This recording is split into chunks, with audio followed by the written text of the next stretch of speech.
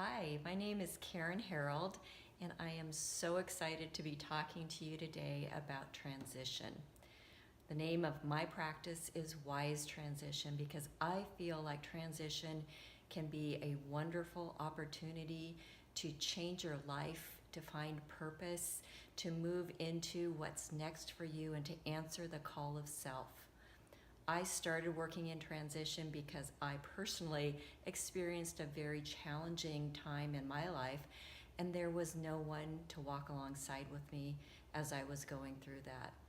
So I have spent my education, I have spent my experience and my creativity in developing a really strong and powerful program to help women to walk through this time and to answer the invitation of transition. It can be a life-changing time where you can come out of it living a life of purpose.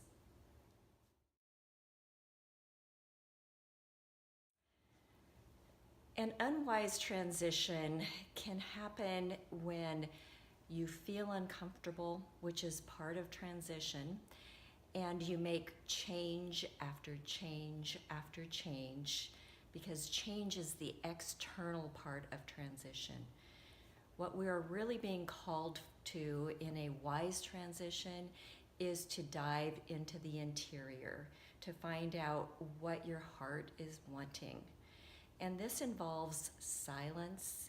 It involves being comfortable in the discomfort. It involves listening. It involves often prayer, meditation, contemplation, creativity, time in nature.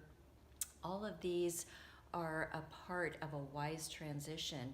But there's also another facet that's really important, and that's that you give yourself time to grieve and to honor what you are saying goodbye to. There isn't a lot of time in our culture given to that key aspect of transition, of honoring that you have let go of something that's really important, and to give yourself time to be sad and to feel all of the feelings that come along with that. And after that happens, to give yourself time to rest and to recover. All of those are really important parts of the second stage of transition. And eventually what happens is that you start to become creative again, and ideas start to spark, and there is just this thought of, I could do this and I could do that. And there's a heart feeling in that, of excitement, of living into something that maybe you have always had as a desire and never been able to hear.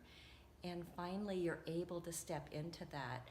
And the final step that I always see happening is that involves service in some way.